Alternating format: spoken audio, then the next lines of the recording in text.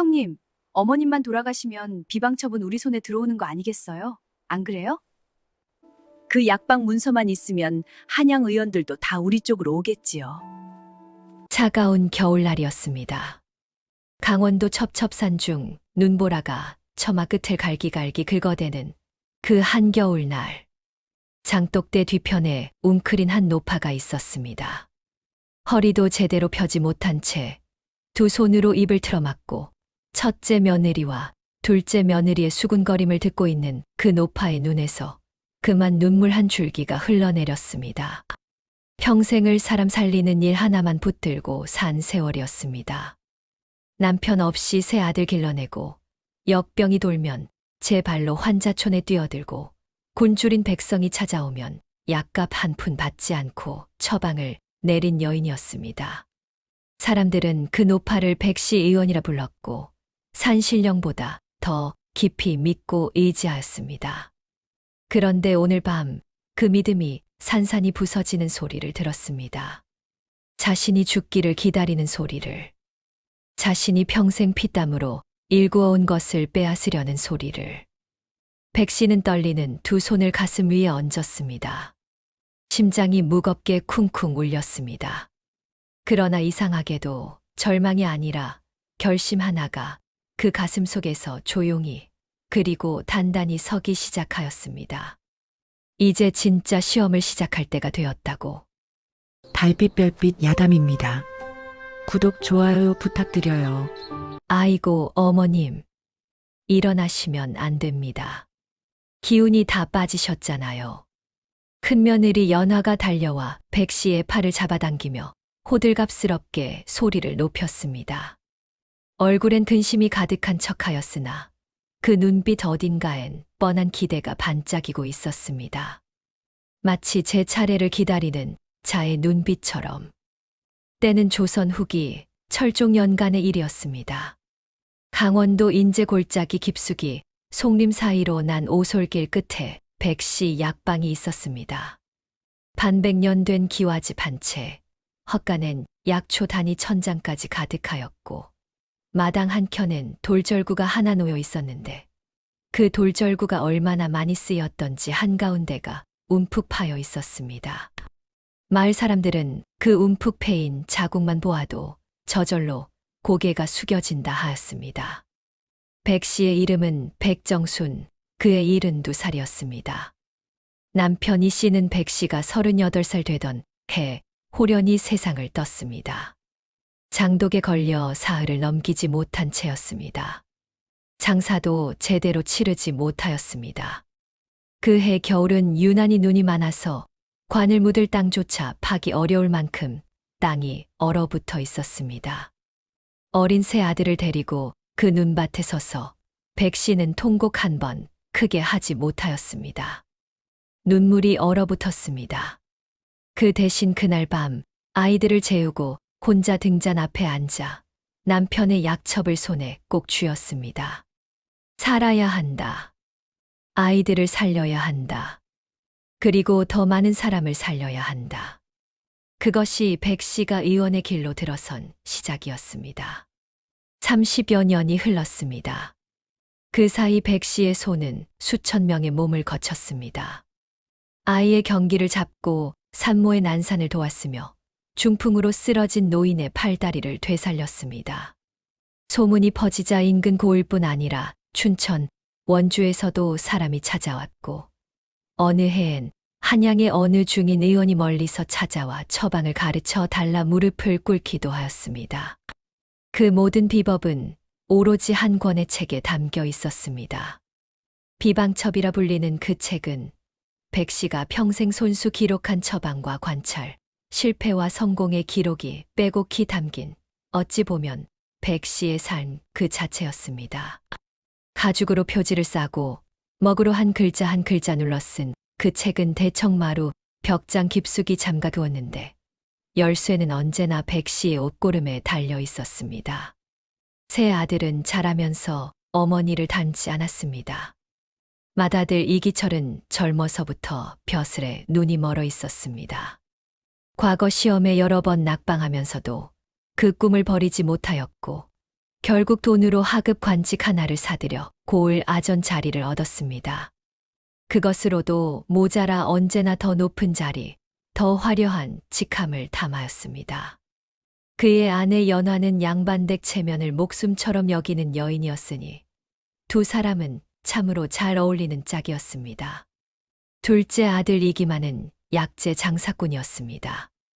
어머니의 약방을 곁에서 보고 자라긴 하였으나 사람 살리는 일보다는 약재 하나를 얼마에 팔 수 있는지가 먼저였습니다. 그는 강원도 일대의 약재 유통을 손아귀에 쥐고 있었으며 값진 약초가 나면 어디서든 제일 먼저 달려가 사재기를 하였습니다. 그 아내 차봉이는 약방 창고에 쌓인 약재들을 몰래 친정으로 빼돌리는 일을 밥 먹듯 하였는데 백 씨는 알고도 모른 척하였습니다. 혼을 낼 기운보다는 탄식하는 기운이 더 컸기 때문이었습니다. 막내 아들 이기수는 산을 좋아하였습니다. 말이 없고 행동이 느리고 욕심이 없어서 형들에게 늘 답답한 아우 취급을 받았습니다. 그러나 어머니 곁에서 약초를 캐고 다리고 말리는 일이라면 누가 시키지 않아도 하였습니다. 그의 아내 소은은 25살, 조용하고 손끝이 야무진 여인이었습니다. 말보다 행동이 앞서고 칭찬보다 일이 앞서는 그런 사람이었습니다. 그해 겨울이 찾아왔을 때 세 며느리는 모두 시어머니 곁에 있었습니다. 백 씨가 쓰러진 것은 섣달 스무날이었습니다. 아침부터 기침을 심하게 하더니 저녁 무렵엔 방에서 일어나지 못하였습니다. 사실은 쓰러진 척이었습니다. 전날 밤 장독대 뒤에서 며느리들의 대화를 들은 뒤로 백 씨는 마음을 먹었습니다. 한번 지켜보겠노라고. 소문은 삽시간에 새 아들에게 전해졌습니다. 이튿날 아침 큰 며느리 연화는 비단 보자기에 산삼 2뿌리를 싸 가지고 왔습니다. 방 안 사람들이 다 보는 앞에서 공손하게 두 손으로 바쳤습니다. 어머님, 소첩이 남편을 졸라 귀한 삶을 구해왔습니다. 어서 기력을 되찾으셔야지요. 목소리는 살뜰하였습니다. 그러나 두 눈은 벽장 쪽을 향해 있었습니다. 벽장 깊숙이 잠겨있는 그것을 향해서 둘째 며느리 차봉이도 지지 않았습니다. 그날 오후 사람을 시켜 값비싼 약재 한 광주리를 들여왔습니다. 녹용, 우황, 사향까지 들어있는 그 광주리를 마당 한가운데 내려놓으며 이웃 안악들에게 큰 소리로 말하였습니다. 시어머님이 저를 어찌나 잘 키워주셨는지 이 정도야 당연히 해드려야 하지 않겠어요. 칭찬은 마당 밖까지 퍼졌습니다. 그러나 정작 그날 밤 시어머니 방 안에 남아있는 사람은 차봉이가 아니었습니다. 소은이었습니다. 소은은 말이 없었습니다. 자랑도 없었습니다. 두 형수가 낮에 꽃을 뿌리는 동안 소은은 밤새 방 안에 앉아 백 씨의 손발을 주물렀습니다. 식은 몸을 따뜻하게 하려고 무명이불을 두 겹으로 덮었습니다. 기침이 나올 때면 등을 두드렸습니다. 새벽에 오줌을 누워야 할 때는 요강을 받쳐들고 부축하였습니다. 어떤 밤에는 뜨거운 탕약 그릇을 들고 선 채로 혼자 졸기도 하였습니다. 잠이 들면 안 된다고 스스로를 다잡으면서 사흘이 지났습니다. 사흘째 저녁 소은이 달인 탕약을 백 씨가 마셨습니다. 그런데 이상한 일이 벌어졌습니다. 백 씨가 진짜로 이상해지기 시작하였습니다. 쓰러진 척이 아니라 실제로 몸이 무너지기 시작하였습니다. 입술이 파래졌고 눈동자가 흐려졌습니다. 손은 차갑다 못해 푸르스름한 빛이 돌았습니다.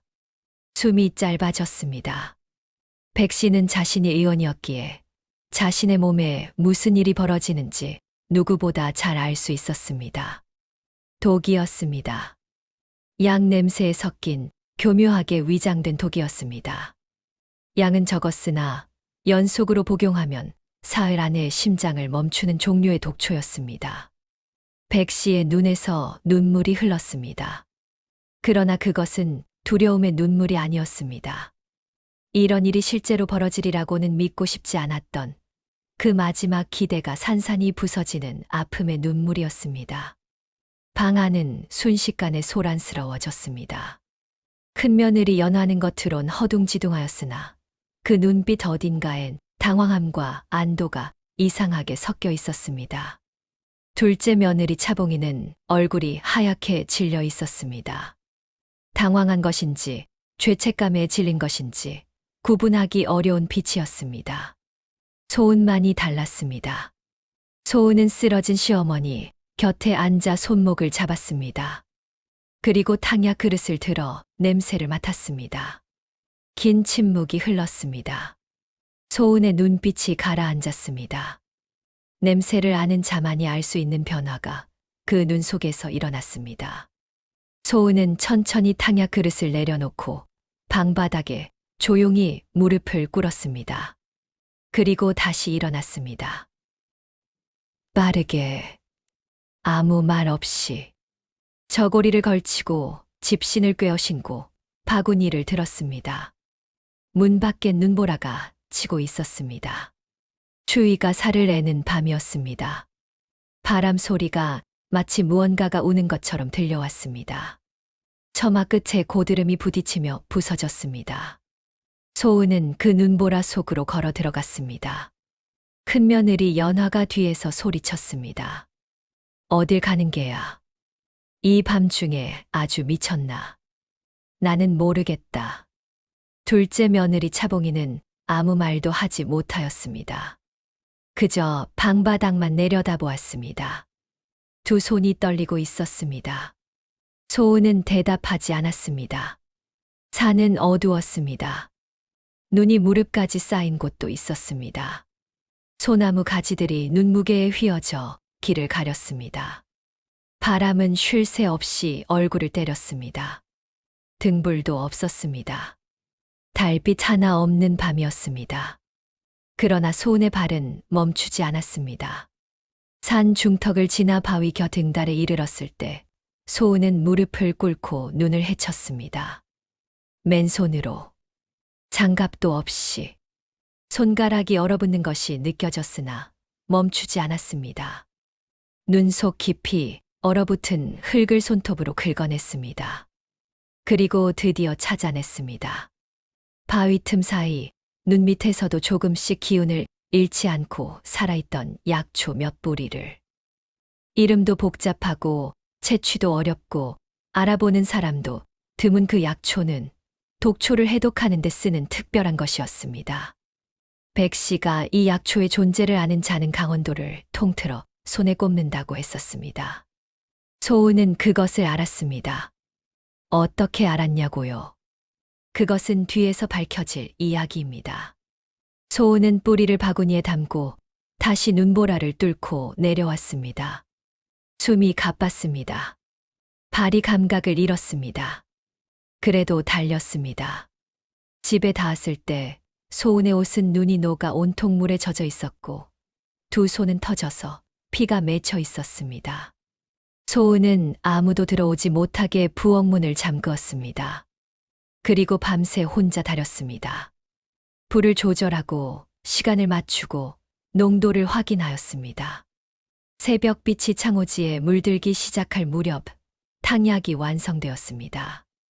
소은은 그것을 들고 시어머니 방 앞에 섰습니다. 방 안에서 가느다란 숨소리가 들렸습니다. 아직 살아 있었습니다. 소은은 문을 열었습니다. 백 씨의 눈이 희미하게 떠졌습니다. 소은의 얼굴을 보았습니다. 그 손에 들린 그릇을 보았습니다. 그릇에서 피어오르는 연기의 향기를 맡았습니다. 백 씨의 눈이 흔들렸습니다. 아는 냄새였습니다. 정확한 냄새였습니다. 틀리지 않은 약이었습니다. 소은은 한 손으로 백 씨의 목을 받치고 아주 천천히 한 모금씩 먹였습니다. 한 모금, 또 한 모금. 백 씨의 목 안으로 약이 넘어갈 때마다 소은의 눈에서 눈물이 한 방울씩 떨어졌습니다. 울 자리가 아니었습니다. 그러나 눈물은 멈추지 않았습니다. 시간이 흘렀습니다. 이른 아침 햇살이 창호지를 뚫고 들어올 무렵 백 씨의 입술이 조금씩 빛을 되찾기 시작하였습니다. 손이 따뜻해졌습니다. 숨이 깊어졌습니다. 백 씨는 눈을 떴습니다. 제대로, 맑은 정신으로. 그리고 자신의 손을 잡고 있는 소은의 손을 보았습니다. 터진 자국이 있는 손, 얼어붙었다가 녹은 손, 밤새 다리고 또 다린 손을. 그 손은 작고 여렸으나 그 어떤 손보다 단단하고 따뜻하였습니다. 백 씨는 오랫동안 아무 말도 하지 않았습니다. 그저 소은의 손을 꼭 쥐고 있었습니다. 방 밖에서 큰 며느리와 둘째 며느리의 발소리가 들렸습니다. 부산스럽게 달려오는 소리였습니다. 살아났다는 소문이 퍼지자마자 달려온 것이었습니다. 백 씨는 눈을 감았습니다. 그리고 낮은 목소리로 소은에게만 들릴 만큼 낮게 말하였습니다. 너는 어떻게 그 약초를 알았느냐? 소은은 대답하지 않았습니다. 고개만 살짝 숙였습니다. 그 눈에 무언가 복잡한 것이 스쳐 지나갔습니다. 그것이 무엇인지는 아직 말할 수 없다는 듯이. 백 씨는 더 묻지 않았습니다. 지금은 때가 아니라는 것을 알았습니다. 그러나 백 씨의 가슴 속에선 무언가가 조용히 무너지고 있었습니다. 오래 쌓아온 의심이 아니었습니다. 오래 잃어버렸던 무언가가 다시 돌아오는 느낌이었습니다. 문이 열리고 큰 며느리 연화가 들어왔습니다. 눈이 빨갛게 되어 있었습니다. 운 척을 하는 것인지 실제로 운 것인지는 알 수 없었습니다. 어머님, 어머님. 이 며느리가 얼마나 걱정하였는지 모르십니까? 백 씨는 대답하지 않았습니다. 눈을 감은 채로 소은의 손만 꼭 쥐고 있었습니다. 바람 소리가 잦아들었습니다. 눈보라는 지나갔습니다. 그러나 이야기는 이제 막 시작되었을 뿐이었습니다. 이 밤 독약을 섞은 자는 과연 누구였는지, 그리고 소은이 그토록 위험한 밤길을 망설임 없이 달려나간 까닭은 무엇인지, 그 비밀은 아직 아무도 모르고 있었습니다. 사흘이 지났습니다. 백 씨가 눈을 제대로 뜨고 미음을 넘기기 시작하자 집안의 공기가 미묘하게 달라졌습니다. 말로는 설명하기 어려운 변화였습니다.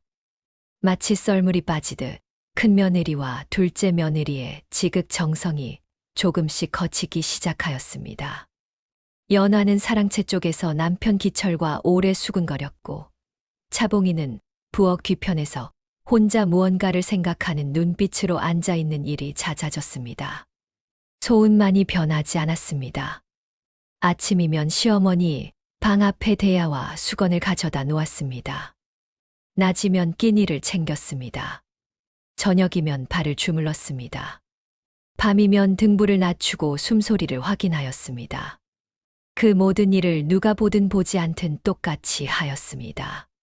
칭찬을 바라는 기색도 없었고 지쳐 보이는 내색도 하지 않았습니다. 그러던 어느 날 오후였습니다. 백 씨가 눈을 감은 제 방에 누워 있을 때 부엌 쪽에서 낮은 말소리가 흘러 들어왔습니다. 담벼락이 얇은 탓에 바람이 잔잔한 날에는 부엌 소리가 안방까지 새어들었습니다. 차봉이의 목소리였습니다.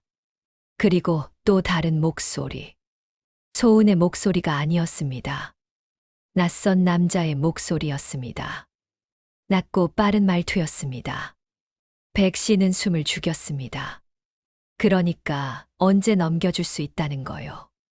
조금만 더, 며칠만 더 기다리시면. 한양 쪽에서 이미 기다리고 있소. 비방첩 하나만 넘어오면 우리는 1년치 장사를 한 번에 끝낼 수 있다고. 알고 있어요. 그러나 지금은 시어머님이 살아계시고 막내 며느리 눈이 매서워서. 목소리가 끊겼습니다. 누군가 다가오는 발소리가 들렸기 때문인지 갑자기 조용해졌습니다. 백 씨는 눈을 떴습니다. 가슴이 묵직하게 내려앉았습니다. 차봉이었습니다. 결국 차봉이었습니다. 탕약에 독초를 섞은 것도 차봉이었고, 비방첩을 노린 것도 차봉이었습니다. 그러나 백 씨는 그 자리에서 벌떡 일어나 따지지 않았습니다. 그 대신 눈을 감고 천장을 바라보았습니다. 이 사람들이 정말 원하는 것이 무엇인지, 그리고 자신이 이 상황에서 어떻게 해야 하는지를 생각하였습니다. 비방첩은 돈이 되었습니다. 한 양의 어느 의원가에 넘기면 수천 양은 너끈히 받을 수 있는 것이었습니다. 왕실 내의원에서도 탐낼 만한 처방들이 담겨 있었으니 값어치로만 따지자면 이 집안의 논밭을 모두 합친 것보다도 귀하였습니다. 차봉이의 욕심이 어디서 시작되었는지는 짐작할 수 있었습니다. 그런데 문제는 따로 있었습니다. 연화는 알고 있었을까요? 백 씨는 맏며느리의 눈빛을 떠올렸습니다. 독이 든 탕약을 마시고 쓰러지던 날 밤, 연화의 얼굴. 당황함과 안도가 섞인 그 눈빛. 그것은 아무것도 모르는 사람의 얼굴이 아니었습니다. 모른 척한 것이었습니다. 차봉이가 이를 저지르는 것을 알면서도 자신에게 불리할 때만 모른 척하고 유리할 때는 같이 이익을 취하려 한 것이었습니다. 독이 들어간 사실을 알았지만 막지 않았습니다. 시어머니가 죽으면 어차피 비방첩은 집안 재산이 될 것이고 그것을 아전 남편의 힘으로 자기들이 차지하면 그만이라고 생각하였을 것입니다. 두 사람은 방법이 달랐을 뿐 같은 곳을 보고 있었습니다. 백 씨는 긴 한숨을 내쉬었습니다. 눈물은 이미 다 말라 있었습니다. 그 대신 가슴 깊은 곳에서 무언가 단단한 것이 자리를 잡았습니다. 분노가 아니었습니다. 슬픔도 아니었습니다. 그것은 결심이었습니다. 이 일을 반드시 끝내야 한다는 결심이었습니다.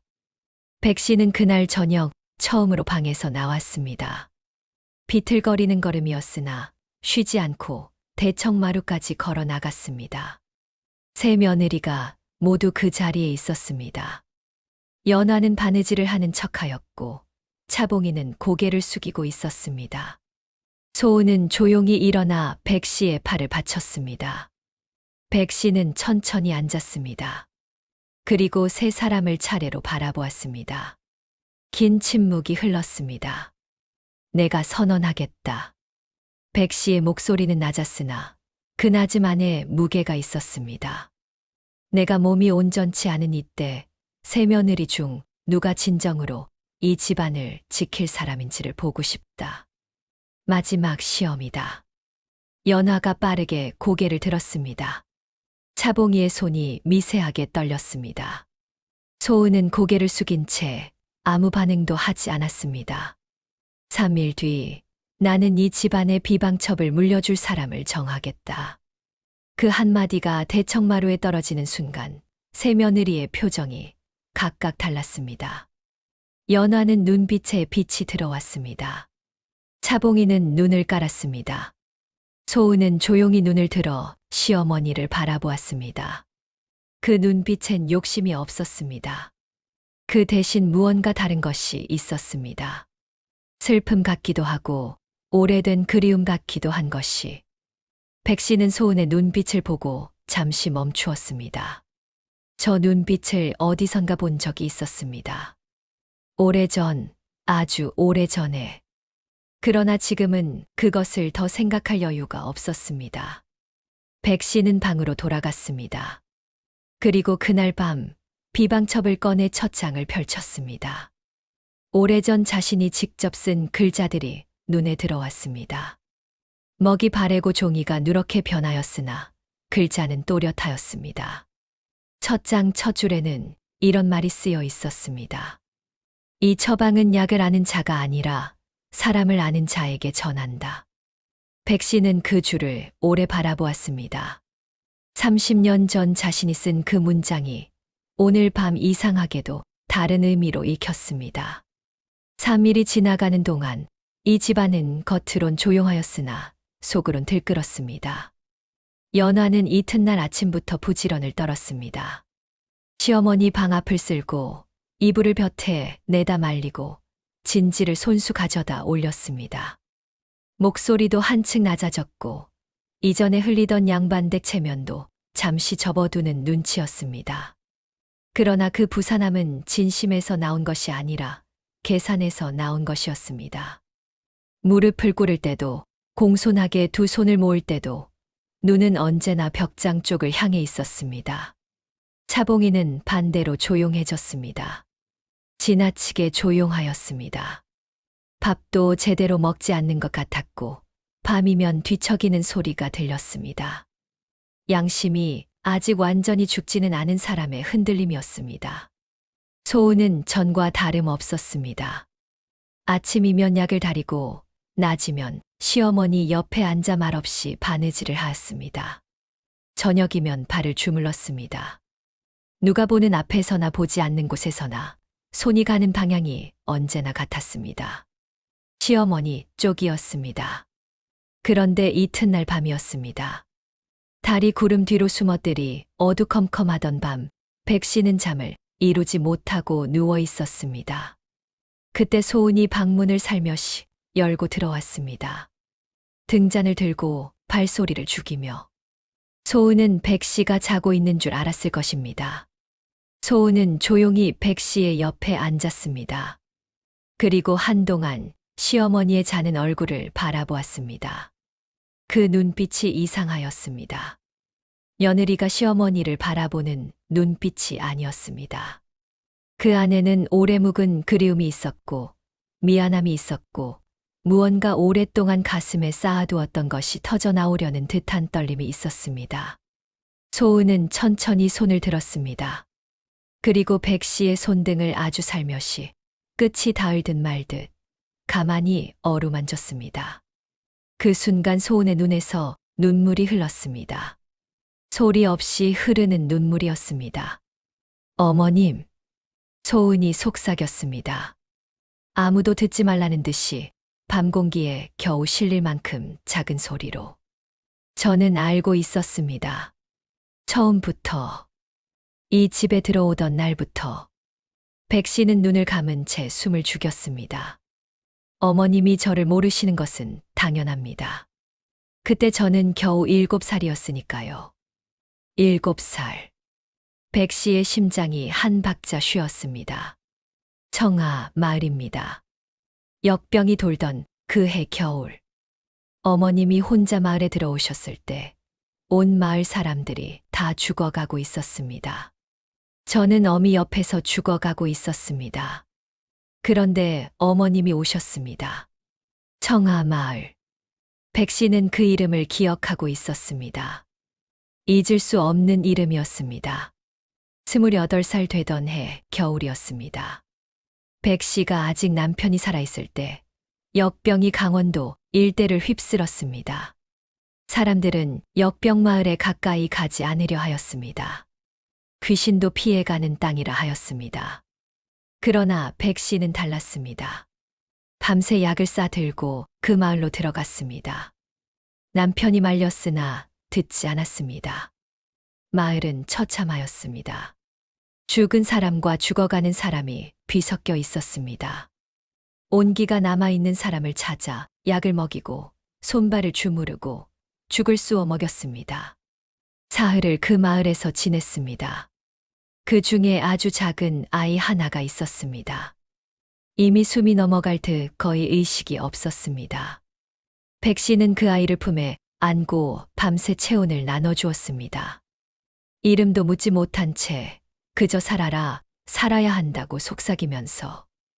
백씨가 마을을 떠날 때 그 아이는 눈을 뜨지 않고 있었습니다. 이미 숨이 끊긴 줄 알았습니다. 그 아이가 살아 있었습니다. 그 아이가 지금 이 방 안에 앉아 있었습니다. 백씨의 눈에서 눈물이 흘렀습니다. 소은이 말을 이었습니다. 어머님이 떠나신 다음 날 아침 저는 눈을 떴습니다. 어미는 이미 떠나 계셨습니다. 마을에 저 혼자였습니다. 저는 어머님의 얼굴을 기억하지 못하였습니다. 아이였으니까요. 그러나 어머님의 손 냄새를 기억하였습니다. 약 냄새, 그리고 땀 냄새. 살리는 손에서 나는 냄새를. 소은은 잠시 말을 멈추었습니다.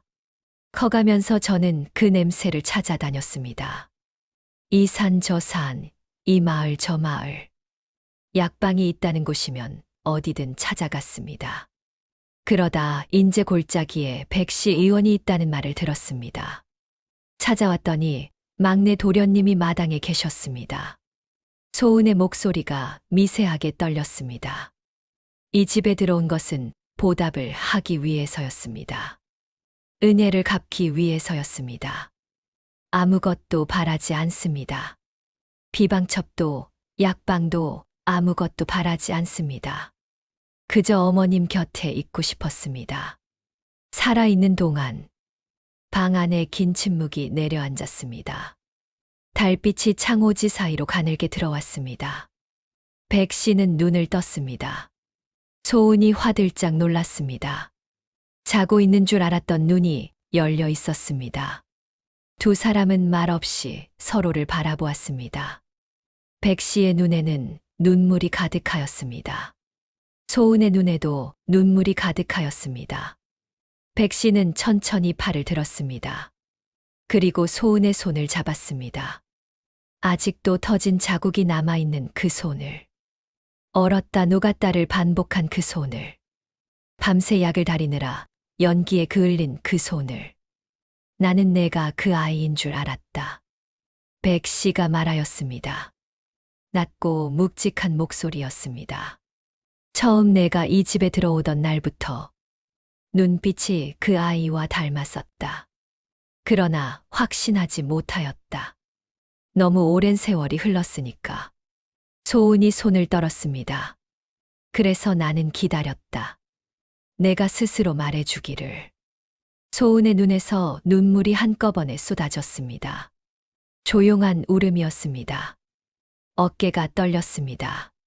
수십 년 동안 가슴에 쌓아두었던 것들이 한꺼번에 무너지는 소리가 그 떨림 안에 담겨 있었습니다. 백 씨는 아무 말도 하지 않았습니다.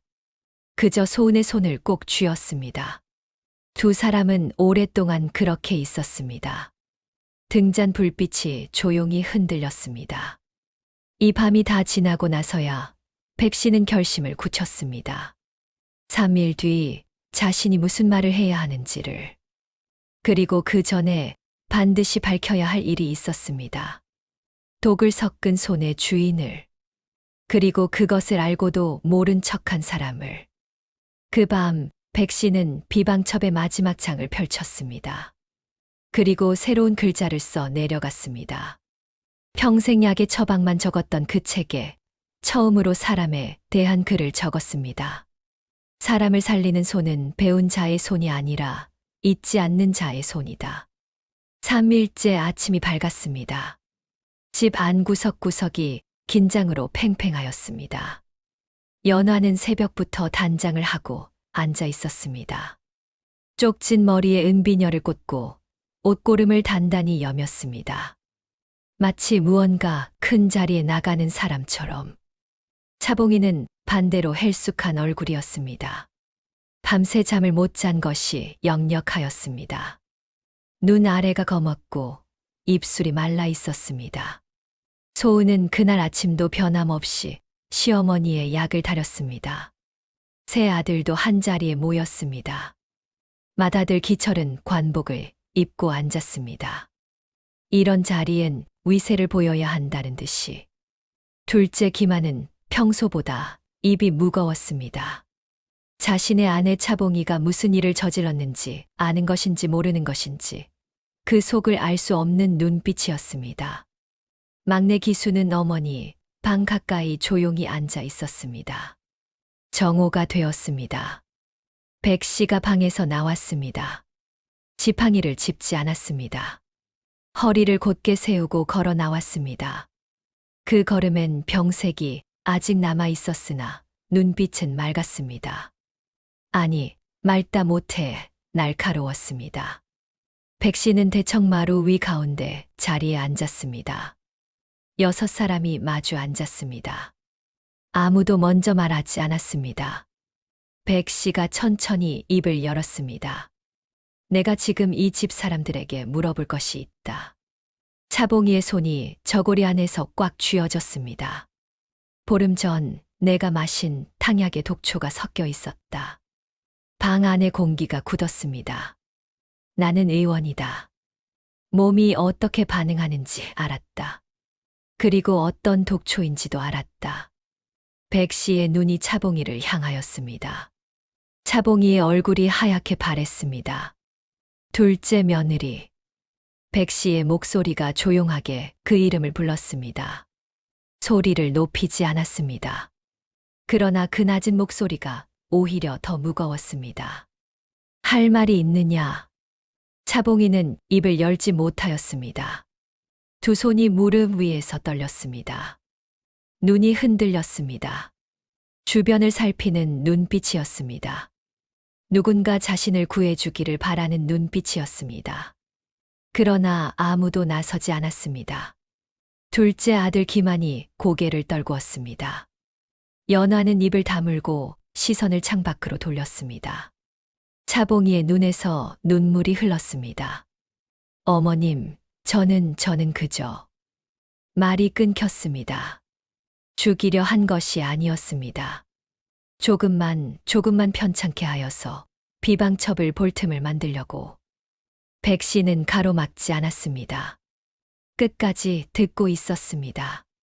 그런데 양을 잘못 맞추었습니다. 그리고 나서 두려워서, 무서워서.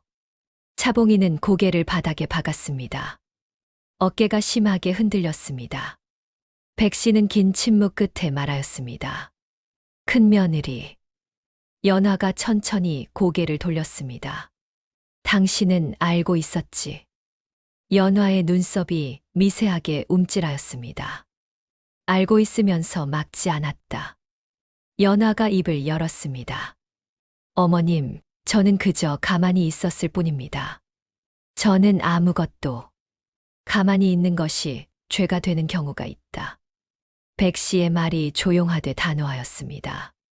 사람이 죽어가는 자리에서 가만히 있는 것은 손을 대는 것과 다를 바 없다.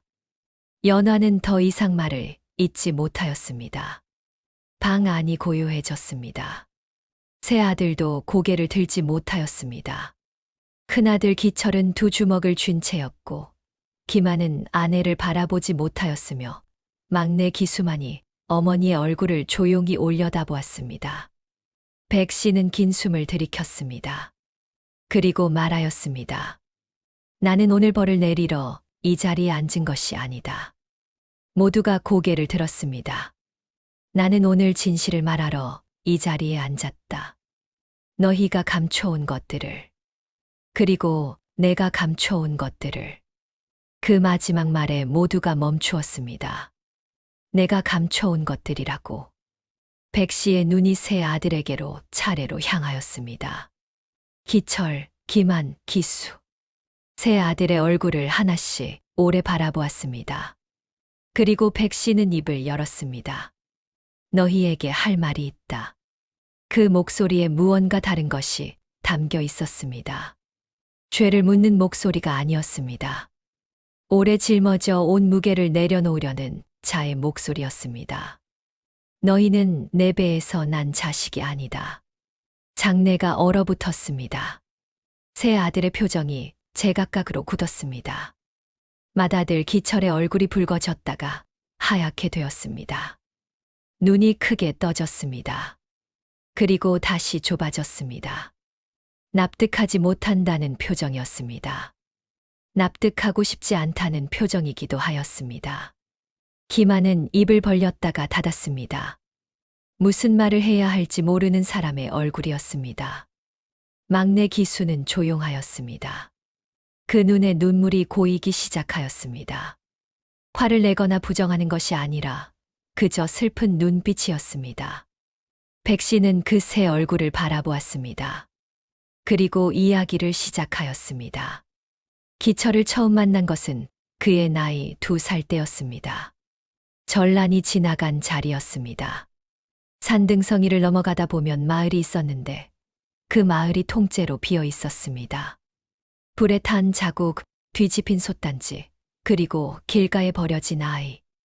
2살 된 사내 아이가 죽은 어미 옆에 엎드려 울고 있었습니다. 추위에 입술이 파랗게 변해 있었습니다. 백 씨는 그 아이를 품에 안았습니다. 이름도 몰랐습니다. 성도 몰랐습니다. 그저 품에 안고 걸었습니다. 그것이 기철이었습니다. 기만을 만난 것은 그로부터 2년 뒤였습니다. 역병이 돌던 고을 어귀에서였습니다. 4살짜리 사내 아이가 가마솥 뒤에 숨어 있었습니다. 온몸에 열이 펄펄 끓었습니다. 그러나 살아 있었습니다. 독하게 살아 있었습니다. 백 씨는 그 아이도 데려왔습니다. 그것이 기만이었습니다. 기수는 가장 어렸을 때 왔습니다. 갓난아이였습니다. 누군가 약방 마당 한쪽의 바구니에 담아두고 간 아이였습니다. 쪽지 하나가 있었는데 더 이상 살릴 방법이 없어서 이 아이만이라도 살려달라는 내용이었습니다. 백 씨는 그 아이를 안고 밤새 울었습니다. 그리고 이름을 지었습니다. 기수. 기운차게 살아야 한다는 뜻이었습니다. 세 아들은 모두 백 씨의 뱃속에서 나온 자식이 아니었습니다. 그러나 백 씨가 그들을 낳은 것이나 다름없었습니다. 젖을 먹이고 밥을 먹이고 병이 들면 밤새 곁을 지키고 그를 가르치고 사람의 도리를 가르쳤습니다. 피는 다르더라도 사람은 사람이 키우는 것이라 믿었습니다. 그래서 끝까지 말하지 않은 것이었습니다. 백 씨는 말을 맺으며 말하였습니다. 말하지 않은 것은 너희를 속이려 한 것이 아니었다. 너희가 스스로를 뿌리 없는 사람이라 여기지 않기를 바랐기 때문이었다. 내 자식으로 그렇게 살기를 바랐기 때문이었다. 침묵이 흘렀습니다. 기철이 먼저 무너졌습니다. 참으려 하였으나 참지 못하였습니다. 눈을 꽉 감았는데도 눈물이 흘렀습니다. 그 눈물이 어떤 종류의 것인지는 그 자신도 정확히 알지 못하는 것 같았습니다. 서러움인지 부끄러움인지 감사함인지 아마 그 모든 것이 한꺼번에 섞인 것이었을 겁니다. 기만은 고개를 들지 못하였습니다. 두 어깨가 조용히 흔들렸습니다. 기수만이 조용히 일어나 어머니 옆에 앉았습니다. 그리고 한마디 말도 없이 백 씨의 손을 잡았습니다. 백 씨는 그 손을 꼭 쥐었습니다. 연화와 차봉이는 숨을 죽이고 있었습니다. 방 안에 흐르는 감정의 무게가 너무 커서 아무도 끼어들 수가 없는 분위기였습니다. 그때 차봉이가 바닥에 이마를 대었습니다. 어머님 소첩은 죽어 마땅합니다. 떨리는 목소리였습니다. 비방첩에 욕심을 낸 것도 독초를 섞은 것도 모두 소첩의 죄입니다. 어머님이 어떤 분인지를 알면서도 욕심이 눈을 가렸습니다. 당장 이 집에서 나가겠습니다. 남편과 헤어지겠습니다. 어떤 벌이든 받겠습니다. 연화도 이마를 내렸습니다. 그러나 그 모습이 진심인지 계산인지 백 씨는 아직 알 수 없었습니다. 백 씨는 두 며느리를 한동안 바라보았습니다. 그리고 말하였습니다. 벌은 내가 내리는 것이 아니다. 너희가 살아온 삶이 너희에게 내리는 것이다. 그 말이 무엇을 뜻하는지는 두 며느리도 어렴풋이 느끼고 있었습니다. 백 씨는 자리에서 일어났습니다. 그리고 벽장 쪽으로 걸어갔습니다. 옷고름에서 열쇠를 꺼냈습니다. 벽장 문을 열었습니다. 비방첩이 그 안에 있었습니다. 가죽 표지가 햇빛에 빛났습니다. 모두의 시선이 그 책 하나에 집중되었습니다. 백 씨는 비방첩을 꺼내 들었습니다. 그리고 천천히 돌아섰습니다. 방 안의 모든 사람이 숨을 멈추었습니다. 백 씨의 눈이 소은을 찾았습니다. 소은은 방 안가장 구석에 앉아 있었습니다. 고개를 숙이고 있었습니다. 자신과는 상관없는 일이라는 듯이 백 씨가 말하였습니다. 소은아. 소은이 고개를 들었습니다. 이리 와라. 소은은 천천히 일어났습니다. 발걸음이 조심스러웠습니다. 백씨 앞에 이르러 무릎을 꿇었습니다. 백씨는 비방첩을 소은의 두 손에 올려주었습니다. 아무도 말하지 않았습니다. 연화의 눈이 흔들렸습니다. 차봉이는 고개를 숙였습니다. 세 아들은 침묵하였습니다. 백씨가 말하였습니다. 나는 효부를 찾은 것이 아니었다. 내 손이 닿지 않는 날에도 사람을 살릴 사람을 찾고 있었다. 그 손이 내 손이다. 소은의 두 손이 떨렸습니다. 이것은 내 것이 아니다. 이것은 내가 평생 사람들에게 돌려주어야 할 것이다. 그것이 이 책을 내게 주는 이유다. 소은이 그 책을 품에 안았습니다. 눈물이 흘렀습니다. 백씨도 눈물을 흘렸습니다. 방 안에 오랜 침묵이 내려앉았습니다. 그것은 슬픔의 침묵이 아니었습니다. 무언가가 제자리를 찾는 소리 없는 침묵이었습니다. 비방첩이 소은의 손에 넘어간 그날부터 이 집안의 각 사람에게 각기 다른 일이 벌어지기 시작하였습니다. 큰아들 기철은 그날 저녁 어머니께 머리를 조아리고 사랑채로 돌아갔습니다. 그러나 그 이후 그의 행동은 전과 달랐습니다. 아전 자리에서 나쁜 짓을 해온 것들이 드러나기 시작하였기 때문입니다.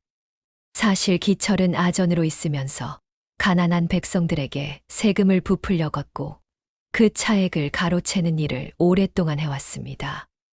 마을 사람 몇이 고을원에게 고발장을 올렸는데 그 문서가 상급 관아까지 올라가고 있었습니다. 기철은 알고 있었습니다. 빠르게 손을 써야 하는 상황이었습니다.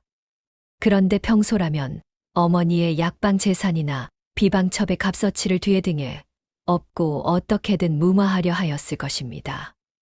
그러나 이제 그 패는 없었습니다. 기철은 그날 밤 혼자 오래 앉아 있었습니다. 거울 속 자신의 얼굴을 보았습니다. 어머니 배에서 나지 않은 자식이라는 사실이 처음에는 땅이 꺼지는 것 같은 충격이었습니다. 그러나 밤이 깊어지자 그 충격이 다른 것으로 바뀌기 시작하였습니다. 백씨가 전란의 잿더미에서 자신을 안아들었다는 사실. 죽어가는 어미 옆에서 울던 2살짜리 아이를 아무런 연고도 없이 거두어 먹이고 재우고 키웠다는 사실. 그 사람을 자신은 어떻게 대하였는가. 기철은 얼굴을 두 손에 묻었습니다. 오래 그 자리에 있었습니다. 이튿날 아침 기철은 일찍 일어났습니다. 그리고 관아로 올라갔습니다. 가로챈 세금을 자진 신고하였습니다. 숨기거나 변명하지 않았습니다. 아전 자리를 내놓겠다고 하였습니다. 담당 관원이 어리둥절한 얼굴로 물었습니다. 스스로 오다니 어찌 된 일이오? 기철이 말하였습니다. 나를 먹여 살린 사람이 어떤 사람인지를 이제 알았습니다. 그 사람 앞에 더 이상 이 얼굴로 설 수 없습니다. 관아에서는 잦은 신고를 참작하였습니다. 아전 자리는 잃었으나 형벌은 면하였습니다. 기철은 고을을 떠났습니다. 아내 연화는 기철을 따라가지 않았습니다. 연화는 남았습니다. 그러나 이제 이 집안에서 연화의 자리는 달라졌습니다. 비방첩도 없고 기댈 남편의 관직도 없고 시어머니의 사랑도 잃었습니다. 연화는 며칠 동안 방에만 있었습니다. 밥을 먹지 않았습니다. 그러던 어느 날 연화가 조용히 부엌으로 나왔습니다. 그리고 소은에게 말하였습니다. 나를 여기 있게 해다오. 소은이 연화를 바라보았습니다. 체면이니 양반이니 하는 소리는 다시는 하지 않겠다. 그저 이 집에 있고 싶다. 소은은 아무 말 없이 고개를 끄덕였습니다. 연화는 그날부터 부엌 일을 하기 시작하였습니다. 처음에는 서툴렀습니다. 평생 몸을 아껴온 사람이라 손에 물이 닿는 것도 어색해하였습니다. 그러나 하루, 이틀, 열흘이 지나자 조금씩 달라졌습니다. 차봉이 쪽은 달랐습니다. 차봉이의 남편 기만은 아내가 독초를 섞은 사실을 알게 되자 사흘 동안 말을 잃었습니다. 먹지도 않고 앉아만 있었습니다. 김한은 돈을 밝히는 사람이었으나 어머니를 죽일 만큼 나쁜 사람은 아니었습니다. 아내가 그런 일을 저질렀다는 것이 도저히 믿기지 않았습니다. 차봉이는 김한에게 자신이 한 일의 전말을 모두 말하였습니다. 한양 쪽과 거래를 해온 일, 비방첩을 빼내려 한 일, 탕약에 독초를 섞은 일. 숨김없이 말하였습니다. 김한은 오랫동안 아무 말도 하지 않았습니다. 그리고 마침내 입을 열었습니다. 내가 사람 죽일 뻔한 사람이다. 내가 어떻게 같은 방에서 자겠느냐. 차봉이는 고개를 숙였습니다. 그러나 김한이 말을 이었습니다. 나도 그 탐욕에서 자유롭지 않았다. 약재 빼돌리는 것을 알면서도 못 본 척하였다. 편한 것이 좋았다. 그러니 나도 마찬가지다. 김한은 차봉이를 내치지 않았습니다. 그러나 고향을 떠났습니다. 두 사람은 함께 이산고를 내려갔습니다. 김한은 약재 장사를 그만두고 아래 고을에서 작은 포목 장사를 시작하였습니다. 차봉이는 거기서 빨래와 바느질로 살림을 도왔습니다. 이전의 삶과는 전혀 다른 삶이었습니다. 그 사이 가장 중요한 일이 벌어졌습니다. 비방첩의 거래를 주도하던 한양 쪽 중간 상인이 발각되었습니다. 그 사람은 원래 한양 어느 의원가에서 일하던 자였는데 귀한 처방서들을 불법으로 사고 팔아 이익을 챙기던 일당의 우두머리였습니다. 차봉이와 거래하면서 여러 약방의 비방첩을 손에 넣으려 하였으나 이번에 관아에 적발되면서 줄줄이 수사를 받게 되었습니다. 차봉이의 이름도 그 과정에서 나왔습니다. 관원이 이 골짜기까지 찾아왔습니다. 백씨 앞에서 차봉이의 죄를 물으려 하였습니다. 그런데 그 자리에서 뜻밖의 일이 벌어졌습니다. 백씨가 직접 관원 앞에 나섰습니다. 그 아이는 이미 죄를 뉘우쳤고 저에게도 용서를 빌었습니다. 제가 당한 일이니 제가 용서할 수 있습니다. 탕약독은 저를 죽이지 못하였고 비방첩은 제 손에 있습니다. 처벌을 원하지 않습니다. 관원이 놀란 얼굴로 물었습니다. 죽을 뻔하셨는데도 그렇게 하시겠습니까? 백씨가 말하였습니다. 내가 평생 사람을 살리는 일을 하였습니다. 사람을 죽이는 일에는 협조하지 않겠습니다. 관원은 오래 백씨를 바라보다가 결국 돌아갔습니다. 그날 저녁 소은은 시어머니 곁에 앉아 조용히 물었습니다. 어머님, 왜 그렇게 하셨습니까? 차봉이 형수는 어머님을 죽이려 하지 않았습니까? 백씨는 잠시 생각하다가 말하였습니다. 사람이 살아온 날들을 보면 그 사람이 왜 그렇게 되었는지가 보인다. 욕심은 가르쳐진다. 사는 게 두려운 사람은 욕심으로 자신을 지키려 한다. 차봉이는 나쁜 사람이 아니라 겁쟁이였다. 소은이 조용히 고개를 끄덕였습니다. 그러나 소은아, 백씨가 소은의 손을 잡으며 말하였습니다.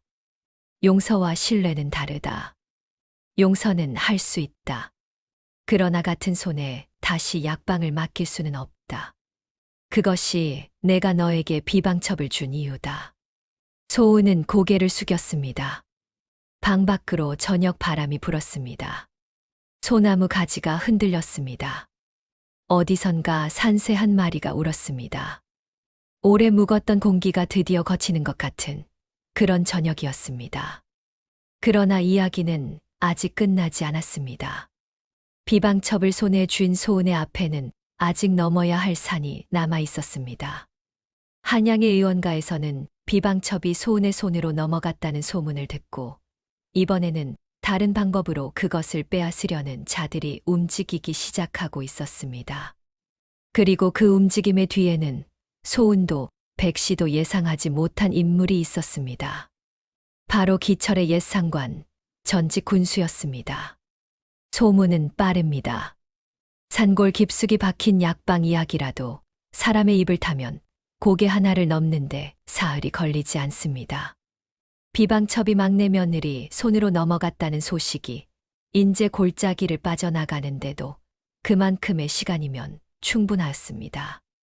그 소문이 닿은 곳은 춘천 남쪽 기슭에 자리한 어느 큰 기와집이었습니다. 집 주인의 이름은 이덕봉, 나이는 56살로 3년 전까지 이 고을 군수를 지낸 자였습니다.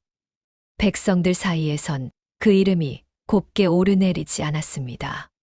재임 중에 관하 곡간을 사사로이 비우고 세금을 이중으로 걷고 가난한 자들의 땅을 헐값에 사들인 자로 소문이 나 있었습니다. 임기가 끝나 물러난 뒤에도 그 손은 멈추지 않았습니다. 이번에는 의학 쪽으로 손을 뻗었습니다. 이덕봉은 일찍부터 의학 처방의 가치를 알아본 자였습니다. 희귀한 처방서 하나가 한양 의원가에 넘어가면 수천 냥이 움직인다는 것을 누구보다 잘 알고 있었습니다. 그는 강원도 일대의 약방들을 하나씩 손에 넣으려 하였는데 그 과정에서 차봉이를 중간 연결책으로 쓴 것이 바로 이덕봉이었습니다.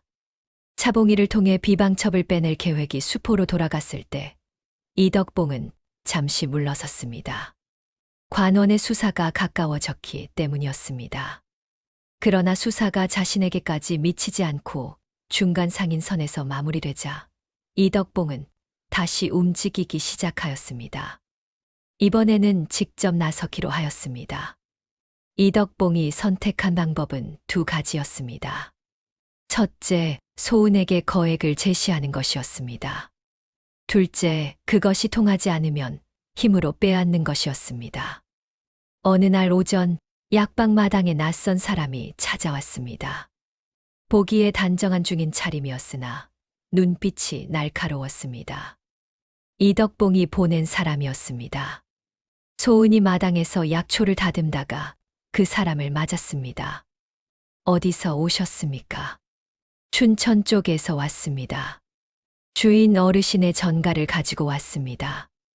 그 사람은 품에서 편지 한 장을 꺼내 두 손으로 내밀었습니다. 소은이 받아 펼쳤습니다. 내용은 짧았습니다. 비방첩을 팔 생각이 있다면 흥정하겠다. 2,000냥을 드리겠다. 소은은 편지를 접었습니다.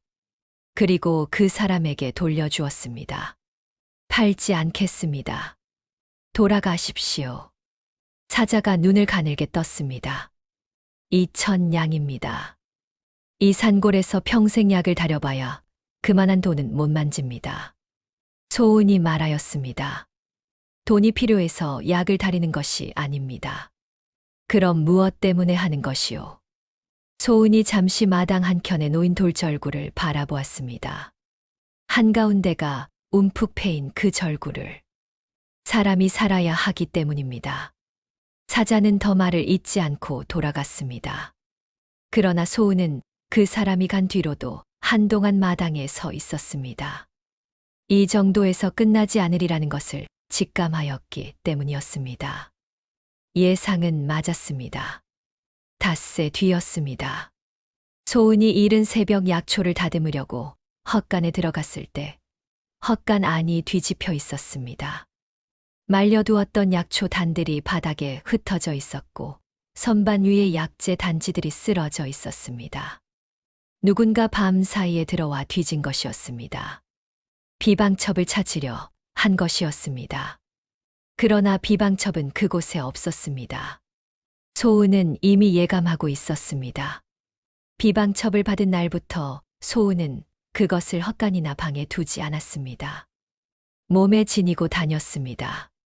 저고리 안, 품속에 늘 안고 있었습니다. 소은은 헛간에 서서 어지럽혀진 것들을 바라보았습니다. 숨을 가다듬었습니다. 두려움이 없는 것은 아니었습니다. 그러나 그 두려움보다 더 큰 것이 가슴 안에 있었습니다. 이것을 지켜야 한다는 마음이었습니다. 시어머니의 30년이 담긴 것을, 수천 명의 목숨이 스쳐간 그 손의 기록을. 소은은 백 씨에게 이 일을 알렸습니다. 백 씨는 이야기를 듣고 오래 침묵하였습니다. 그리고 말하였습니다. 이덕봉이다. 소은이 눈을 들었습니다. 나는 그 자를 안다. 백 씨의 목소리에 묵은 감정이 배어 있었습니다.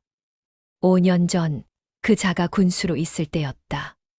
내 약방에 찾아와 처방을 팔라고 하였다. 거절하였더니 약방 운영 허가를 취소하겠다고 하였다. 그래도 거절하였다. 그 뒤로 이 집 주변으로 관원들이 자주 얼씬거렸다. 세금도 2배로 물렸다. 그러나 나는 버텼다. 그 자가 임기를 마치고 물러날 때까지. 소은이 물었습니다. 그 자가 이제 다시 온 것이군요. 그렇다. 군수 자리를 잃었으니 이번엔 더 거칠게 나올 것이다. 잃을 것이 없는 자가 가장 무섭다. 두 사람은 마주 보았습니다. 그 밤 막내 아들 기수가 사랑채에서 소은을 찾아왔습니다. 기수는 말이 없는 사람이었으나 오늘은 눈빛이 달랐습니다. 내가 도울 일이 있소. 소은이 바라보았습니다. 어머니, 약방은 내가 지킬 것이요. 그리고 이덕봉이 어떤 자인지 아는 사람을 알고 있소. 한때 그 자 밑에서 일하다가 쫓겨난 아전이 있는데 그 자가 이덕봉의 비리를 낱낱이 알고 있다 하였소. 소은이 조용히 물었습니다. 그 사람을 만날 수 있습니까? 내가 연락을 놓겠소. 기수는 말이 적은 사람이었습니다. 그러나 이 집에서 누구보다 땅을 아는 사람이었습니다. 산을 알고 길을 알고 사람을 알았습니다. 벼슬도 없고 돈도 없었으나 그 발이 닿은 곳엔 반드시 자취가 남았습니다. 사흘 뒤 기수는 한 사람을 데려왔습니다. 나이는 40 안팎, 눈이 날카롭고 입이 무거운 사람이었습니다. 이름은 박돌쇠라 하였습니다. 5년 전까지 이덕봉의 관하에서 하급 아전으로 일하였던 자였는데 이덕봉이 자신의 비리를 알게 된 것을 눈치채자 억울한 죄를 덮어씌워 내쫓은 자였습니다. 박돌쇠는 그동안 이덕봉의 죄를 증언할 기회를 기다리고 있었습니다. 그러나 혼자서는 무서워 나서지 못하였습니다. 이덕봉이 아직도 춘천 일대의 손을 뻗고 있었기 때문이었습니다. 그런데 이번엔 달랐습니다. 비방첩 거래를 시도하다 관아 수사망에 걸린 중간 상인이 뒤를 캐는 과정에서 이덕봉의 이름을 흘렸습니다. 담당 관원이 그 실마리를 잡고 있었는데 결정적인 증인이 없어서 수사가 멈춰 있는 상태였습니다. 박돌쇠가 그 결정적인 증인이 될 수 있었습니다. 기수가 말하였습니다. 나서겠소. 박돌쇠가 기수를 바라보았습니다. 나서면 무사하겠소. 백씨 약방의 이름이 이 고을에서 어떤지는 당신도 알 것이요. 박돌쇠는 오래 생각하였습니다. 그리고 고개를 끄덕였습니다. 보름이 지났습니다. 관아에서 이덕봉을 소환하였습니다. 박돌쇠의 증언과 함께 차봉이 사건에서 드러난 거래 문서들, 그리고 이덕봉이 재임 시절 부당하게 걷어들인 세금 장부들이 하나씩 펼쳐졌습니다. 이덕봉은 처음에 모두 부인하였습니다. 자신을 모함하는 것이라 소리를 높였습니다. 그러나 증거는 명백하였습니다. 이덕봉은 결국 그 자리에서 포박되었습니다. 춘천에서 인제까지 그 소식이 들어오던 날, 소은은 마당에서 약초를 다듬고 있었습니다. 기수가 달려와 말하였습니다. 잡혔소. 소은은 손을 멈추었습니다. 아무 말도 하지 않았습니다. 그러나 두 눈에서 눈물이 흘렀습니다. 무섭다거나 억울하다거나 하는 눈물이 아니었습니다. 오래 버틴 사람이 마침내 어깨를 내릴 때 흘리는 눈물이었습니다. 기수도 말이 없었습니다. 그저 소은의 옆에 조용히 서 있었습니다. 바람이 불었습니다. 마당의 약초 냄새가 공기 속으로 퍼졌습니다. 그때 방에서 백씨가 나왔습니다. 기침을 하면서 지팡이를 짚으면서 소은이 얼른 달려가 팔을 받쳤습니다.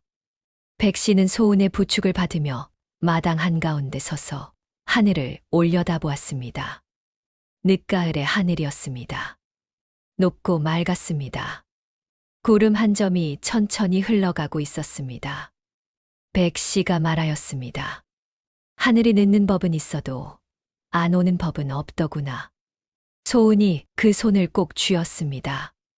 그러나 이야기는 여기서 끝나지 않았습니다. 이덕봉이 잡힌 뒤 그 집안에서 오래 숨겨왔던 것 하나가 세상으로 흘러나왔습니다. 그것은 비방첩과도 관련된 것이었고 소은의 과거와도 이어지는 것이었습니다. 그리고 그것이 드러나는 순간 소은의 삶 전체에 놓여있던 퍼즐이 마침내 완성되었습니다. 이덕봉이 잡혀 들어간 뒤 관원들이 그의 집을 뒤졌습니다. 그 과정에서 꽝 안에 쌓아둔 문서 더미 속에서 낡은 종이 묶음 하나가 나왔습니다. 거기엔 강원도 각지 약방들의 명부와 그 약방들에서 빼내온 처방 조각들이 담겨 있었습니다. 이덕봉이 오랜 시간에 걸쳐 수집한 것들이었습니다. 그런데 그 묶음 안에 전혀 다른 성격의 문서 하나가 섞여 있었습니다. 작은 종이었습니다. 먹이 많이 바래어 있었습니다. 아이의 필체로 삐뚤빼뚤하게 쓰여 있었습니다. 청하마을 이참봉의 딸. 이름은 이소담. 6살. 그리고 그 밑에 또 다른 손글씨, 어른의 필체로 이런 말이 적혀 있었습니다. 역병 후생존자. 이 아이의 아비는 청하 인근의 약초밭을 소유하였던 자로 그 밭의 소유권 문서는 이덕봉이 재임 중 압류하였음. 소은의 원래 이름은 이소담이었습니다. 그리고 소은에게는 아비의 약초밭이 있었습니다. 청하마을 뒤편 산등성에 걸쳐 있던 그 밭은 소은이 역병으로 쓰러져 있던 사이 이덕봉이 주인 없는 땅으로 처리하여 자기 이름으로 넘겨버린 것이었습니다. 소은이 아비도 어미도 없이 이 세상을 떠돌았던 것은 단순히 역병 때문만이 아니었습니다. 자신의 뿌리째 뽑혀 있었기에 때문이었습니다. 이 사실이 관할을 통해 기수의 귀에 들어왔습니다. 기수는 그날 저녁 소은에게 이 이야기를 하였습니다. 소은은 오래 말이 없었습니다. 등잔 불빛 아래 소은의 얼굴이 조금씩 변해갔습니다. 슬픔인지 놀라움인지 아니면 수십 년 묵은 물음에 답이 오는 것인지 한 가지 표정으로는 담을 수 없는 것이 그 얼굴을 지나갔습니다. 소은이 말하였습니다. 아버지가 약초밭을 가지고 있었군요. 기수가 고개를 끄덕였습니다. 그 밭이 어쩌면 내가 약초를 알게 된 이유였을 것입니다. 소은이 조용히 말하였습니다. 7살 전의 기억은 없는 줄 알았습니다. 그런데 왜 처음 이 집 헛간에 들어섰을 때 그 냄새들이 낯설지 않았는지 이제 알 것 같습니다. 기억은 잊혀지는 것이 아닙니다. 그저 잠드는 것입니다. 몸이, 손이, 코가 오래된 기억을 잠재워두고 있다가 언젠가 그것이 다시 깨어날 자리가 오면 비로소 눈을 뜨는 것입니다. 소은의 손이 약초 냄새를 기억하고 있었던 것은 그 손이 아비의 약초밭에서 어린 시절을 보냈기 때문이었습니다. 그리고 백 씨의 손 냄새를 기억하고 있었던 것은 그 손이 자신을 살려주었기 때문이었습니다. 몸은 은혜를 잊지 않는다는 것을 소은은 제 몸으로 증명하고 있었습니다. 기수가 말하였습니다. 그 밭은 이덕봉 재산 처리 과정에서 원래 주인에게 돌아갈 것이요. 관아에서 확인하였소. 소은 씨가 이소담임을 증명하면 돼요. 소은은 오랫동안 말하지 않았습니다. 그리고 말하였습니다. 저는 이소담이기도 하고 소은이기도 합니다. 그 밭은 받겠습니다. 그러나 그것은 제 것이 아니라 이 약방을 찾아오는 사람들을 위해 쓰겠습니다. 기수가 소은을 바라보았습니다. 소은이 말을 이었습니다. 약초를 살 돈이 없어 오지 못하는 사람들이 있습니다. 그 밭에서 나는 것으로 그 사람들을 먹이겠습니다. 그날 밤 소은은 백 씨에게 이 모든 이야기를 하였습니다. 백 씨는 들으면서 눈물을 흘렸습니다. 이번에는 소리 없는 눈물이 아니었습니다. 흐느끼는 눈물이었습니다. 70평생을 살아온 사람이 흘리는 깊고 묵직한 울음이었습니다. 소은이 물었습니다. 어머님, 왜 우십니까? 백 씨가 말하였습니다. 내가 그날 청아마을에서 내 손을 잡았을 때 내가 죽은 줄 알았다. 얼마나 미안하였는지 모른다. 살렸는지 못 살렸는지도 모른 채 그 마을을 나왔다. 그 마음이 평생 가슴 한쪽에 남아 있었다. 소은이 고개를 숙였습니다. 그런데 내가 살아 있었구나. 살아서 나에게로 왔구나. 백 씨의 목소리가 떨렸습니다. 은혜를 갚으러 왔다고 하였지. 그런데 소은아, 내가 몰랐던 것이 하나 있다. 소은이 고개를 들었습니다. 나는 내 목숨을 살려준 것이 아니었다. 내가 나를 살려준 것이다. 소은의 눈이 흔들렸습니다. 그 마을을 나오고 나서 남편이 세상을 떴다. 그 겨울 내가 살아야 할 이유를 잃어버릴 뻔하였다. 그때 내 머릿속에 남아있는 것이 하나 있었다. 그 작은 아이의 손이었다. 내 품 안에서 미약하게 남아 따뜻해지던 그 손이. 나는 그 손을 생각하며 버텼다. 저 아이가 살아있을지도 모른다고. 그러니 나도 살아야 한다고. 두 사람은 마주 보았습니다. 눈물이 두 사람의 뺨을 타고 함께 흘렀습니다. 이 세상에서 은혜는 한 방향으로만 흐르지 않습니다. 살린 자가 살림을 받고 준 자가 돌려받고 그렇게 서로가 서로의 목숨줄이 되어 이 험한 세상을 건너가는 것입니다. 그것이 인연의 이치입니다. 그 뒤로 이 약방에서는 여러 가지가 달라졌습니다. 소은은 비방첩을 이어받아 약방을 운영하였습니다. 약값을 낼 수 없는 사람에게는 받지 않았습니다. 멀리서 찾아온 사람은 헛간에서라도 재워보냈습니다. 아비의 약초밭에서 나는 것들로 약재를 충당하였습니다. 연화는 이 집에 남아 살림을 거들었습니다. 체면을 내려놓은 자리에서 연화는 뜻밖에도 손이 빠르고 부지런한 사람이었습니다. 소은은 연화를 내치지 않았습니다. 연화는 그 은혜를 오래 기억하였습니다.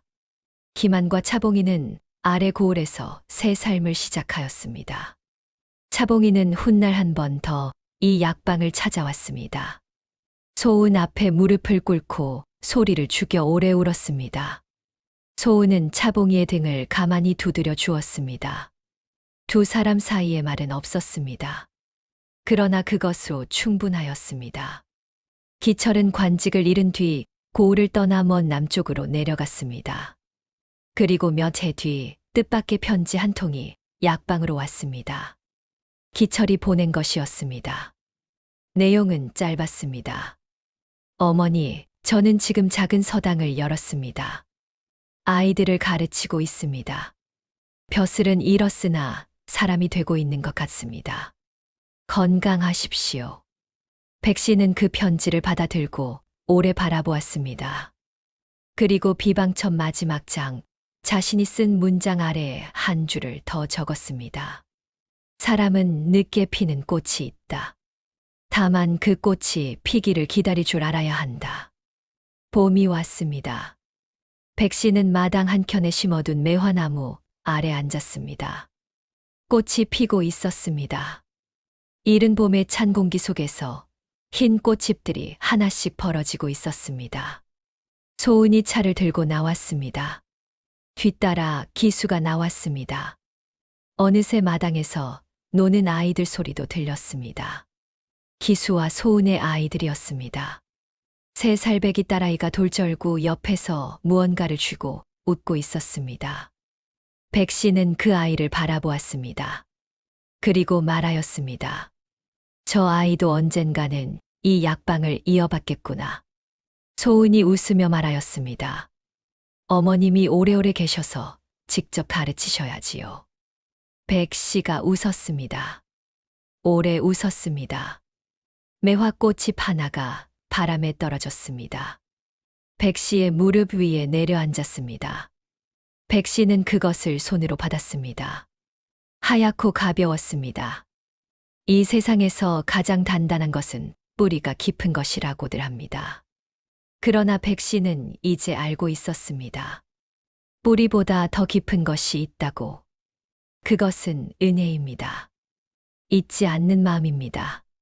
피로 이어지지 않아도 목숨으로 이어지는 그 마음이 이 세상에서 가장 질기고 가장 깊은 뿌리라는 것을. 에필로그. 이 이야기가 오래도록 살아남은 이유는 그 어떤 극적인 사건 때문이 아니었습니다. 겨울밤 눈보라를 뚫고 산으로 달려 올라간 한 여인의 발자국 때문이었습니다. 아무도 보지 않는 곳에서도 멈추지 않은 그 발자국이 이 이야기의 뿌리였습니다. 사람은 보여주려고 살 때 가장 초라해지고 잊지 않으려고 살 때 가장 커집니다. 은혜는 갚는 것이 아니라 이어가는 것입니다. 받은 것을 다른 사람에게 흘려보내는 것, 그것이 은혜가 이 세상에서 사라지지 않는 방법이지요. 백 씨는 그 봄을 넘겼습니다. 그리고 또 여러 해를 더 살았습니다. 매화 아래서 손주들 사이에서 소은의 손이 내미는 따뜻한 차 한 잔을 받아들며 사람을 살리는 일을 끝까지 하였습니다. 오늘 이야기가 마음에 드셨다면 구독과 좋아요 눌러주시길 바랍니다. 좋은 이야기는 나눌수록 더 따뜻해지는 법이니 주변에도 널리 전해주시길 부탁드립니다. 이 자리까지 찾아와 주셔서 진심으로 감사드립니다. 다음 이야기에서 또 뵙겠습니다.